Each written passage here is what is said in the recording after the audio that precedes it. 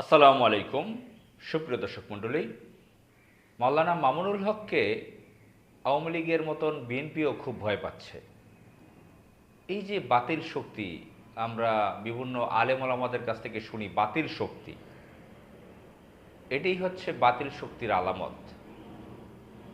কোনো আলেম যদি সত্যর পক্ষে থাকে, বাতিলের বিরুদ্ধে কথা বলে, ন্যায়ের পক্ষে থাকে, অন্যায়ের বিরুদ্ধে কথা বলে, অন্যায়ের বিরুদ্ধে প্রতিবাদ করে, তখনই সেই আলেমকে ওই সমাজের যারা বাতিল শক্তি, অন্যায়ের পক্ষে, জুলুমের পক্ষে, তারা ঘৃণা করে, তাদের সেই আলেমের বিরুদ্ধে কুৎস রচনা করে, নানান ষড়যন্ত্র করে, তাকে দেখতে পারে না, গালিগালাজ করে, নানান মন্দ ভাষায় উপস্থাপন করে। আমরা আমাদের বাংলাদেশের সমাজে সেটাই দেখে আসছি বছরের পর বছর। আমরা দেখেছি মরহুম মুফতি আমিনী সাহেবকে, তিনি যখন কওমিয়া মাদ্রাসা চালিয়েছেন, জামাত ইসলামের বিরোধিতা করেছেন, তখন তার তেমন শত্রু ছিল না। যখনই তিনি মেম্বার অফ পার্লামেন্ট হলেন জামাত ইসলামের সাথে, জামাত ইসলামের কথা বলার উদ্দেশ্য হলো বাংলাদেশের সবচেয়ে বড় ইসলামিক একটি সংগঠন, শুধু বাংলাদেশে না বলা চলে, এখন বর্তমান বিশেষ সবচেয়ে বড় ইসলামিক সংগঠন, শুধুমাত্র নিছক রাজনৈতিক দল না, একটা ইসলামিক সংগঠন। দিন প্রতিষ্ঠার জন্য এরা কাজ করে। তো মুফতি আমিনী জামাত ইসলামের সাথে ভালো সম্পর্ক রাখতেন, তখনই তার শত্রু হয়ে গিয়েছিল এই ক খ এ বি সি ডি নামে বাংলাদেশে যে প্রচলিত ধাঁচে যে রাজনৈতিক দলগুলো আছে, যারা লুটপাটকারী, মারো ধরো খাও নীতিতে চলে, তারা মুফতি মাওলানা আমিনীর বিরোধিতা করেছিল।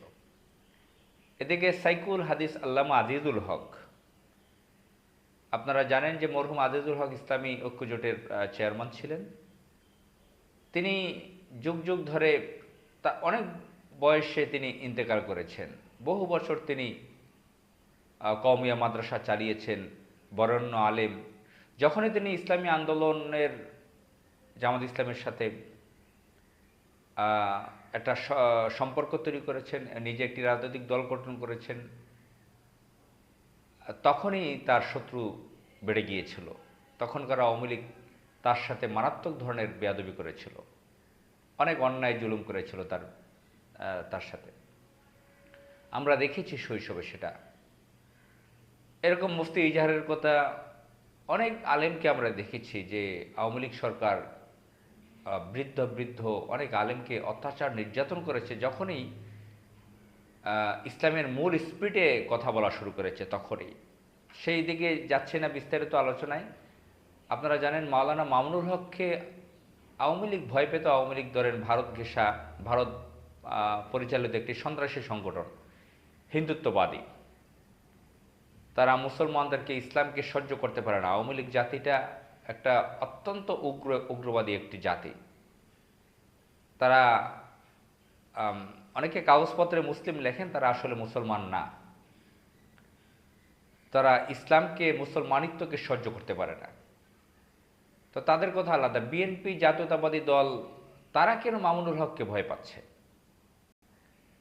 সুপ্রিয় দর্শক মণ্ডলী, আপনারা নিশ্চয়ই টের পেয়েছেন যে জাতীয় সংসদে এই কয়েকদিন আগে বিএনপির একজন সংসদ সদস্য এমপি মাওলানা মামুনুল হকের বিরুদ্ধে কুৎসা রচনা করেছে, বাজে কথা বলেছে।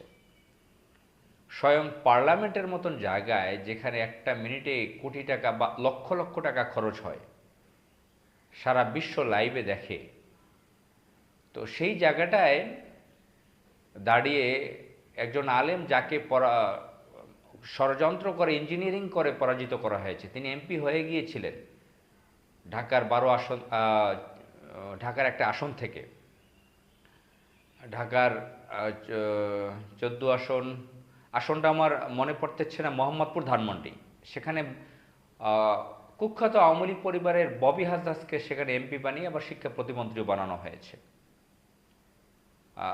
সম্ভবত 13 আসন, এটা 13, এখন মনে পড়ছে 13 আসন। তো 13 আসন, এখান থেকে ববি হাসাসকে ভুয়া এমপি বানিয়ে প্রতিমন্ত্রীও বানিয়ে দিয়েছে, শিক্ষা প্রতিমন্ত্রী, একজন অস্ত্র ব্যবসায়ী, এরশাদের দালাল ছিল, এদিকে আওয়ামী লীগ পরিবারের লোক, একদম অরিজিনাল ফরিদপুরের লোক, তাকে এমপি বানিয়ে বিএনপি এমপি বানিয়ে শিক্ষা প্রতিমন্ত্রী পর্যন্ত বানিয়ে দিয়েছে। ওদিকে মাওলানা মামুনুল হক আওয়ামী লীগের সময় যে জুলুমের শিকার হয়েছিলেন, তার বিরুদ্ধে ষড়যন্ত্র হয়েছিল, শেখ হাসিনা ভারত মিলে তার বিরুদ্ধে নানান ষড়যন্ত্র করেছিল। তিনি তার স্ত্রীকে নিয়ে একটা রিসোর্টে গিয়েছিলেন নারায়ণগঞ্জের, সেখানে আওয়ামী লীগ তার বিরুদ্ধে বাজে ধরনের ড্রামা সাজিয়েছিল। এগুলো তাদের স্ক্রিপ্ট লেখা ছিল সব কিছু, কীভাবে তাকে অপমান অপদস্থ করবে। তৎকালীন আওয়ামী ঘরানার মিডিয়াগুলো, ইন্ডিয়াপন্থী মিডিয়া, তার বিরুদ্ধে অপপ্রচার চালায়, ঘৃণ্য চরম নোংরা অপপ্রচার চালায়। তিনি তার বৈধ স্ত্রীকে নিয়ে রিসোর্টে ছিলেন, সেটাকে কেন্দ্র করে বাজে অপপ্রচার চালায়। সেই ব্যাপারটাকে এখন এই যে বিএনপির এমপি একজন, তিনি সংসদে তুলে ধরার চেষ্টা করলেন, বলেন গাজীপুরের কোনো রিসোর্টে, অথচ ঘটনা নারায়ণগঞ্জের। এখানে একটা মিথ্যা। দ্বিতীয় হচ্ছে বলে মুতাবিয়ে, মুতাবিয়ে তো জায়েজই নাই, আর মুতাবিয়ে তো প্রসঙ্গ সময় আসেও নাই। মাওলানা মামুনুল হক মুতাবিয়ে করেছে একথা কেউ বলেছে? আওয়ামী লীগ ষড়যন্ত্র করে নানান বাজে কথা বলেছে, মুতাবিয়ার প্রশ্নই তো আসে নাই। তো একজন আলেমের ব্যাপারে, তিনি সংসদেও নেই, তাকে ইঞ্জিনিয়ারিং করে পরাজিত করা হয়েছে, পরাজিত দেখানো হয়েছে, তার বিরুদ্ধে কুৎসা রচনা, বাজে কথা সংসদে দাঁড়িয়ে। প্রথমত ওই বিএনপির এমপিকে আমাকে গণ্ডমূর্খ মনে হয়েছে, লেখাপড়া জানে না, একাডেমিক লেখাপড়াও জানে না, ইসলাম তো জানেই না, ইসলামের ন্যূনতম তার জ্ঞান নাই, এদিকে একাডেমিক যে জেনারেল শিক্ষা সেটাও নাই তার, এবং তাকে মনে হচ্ছে মাদকাসক্ত। এই ধরনের গণ্ডমূর্খ মাদকাসক্ত লোক সংসদে এমপি হয় কিভাবে? আমি তো সারা বাংলাদেশের অনেক জায়গায় চলাফেরা করেছি টুকটাক। গ্রামের ইউপি মেম্বার, আগে তো মৌজা 3টা ওয়ার্ড নিয়ে হতো, এখন একটা ওয়ার্ডে একজন মেম্বার। যখন একটা ইউনিয়নে 3জন মেম্বার ছিল, তখনও ছোটোবেলায় তাদের সালিশি কার্যক্রম দেখেছি, আত্মীয় স্বজনের মতো মেম্বার টেম্বার ছিল। আবার 97-98 সালে যখন ইউনিয়নে 9জন করে এমপি, এবার মহিলা 3জন, তাদেরও বিচার সালিশি আমি দেখেছি। ইউনিয়ন পরিষদের চেয়ারম্যানদের সালিশি আমি দেখেছি। তারা অনেক বড় বড় সমস্যা, টাকা পয়সা খায় অনেকে, কিন্তু ভালো কাজও অনেকে করে। ইউনিয়ন পরিষদের ইউপি মেম্বার চেয়ারম্যানরা বড় বড় সালিশি করেন। তো আবার এমপি টেমপি হলে সালিশি খুব একটা করা লাগে না, তারপরে তো বড় বড় 2-4টা করতে হয়।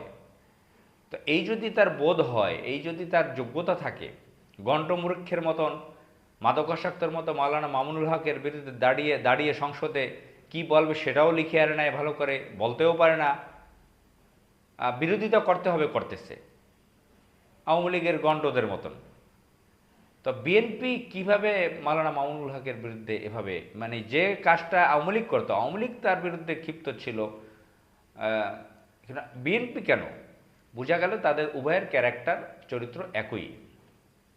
তারা মারধারও খাও নীতির লোক, তারা লুটপাটকারী তন্ত্রের লোক, তারা মাদকাসক্তের লোক, তারা উভয় ভারতের দালাল। আসসালামু আলাইকুম।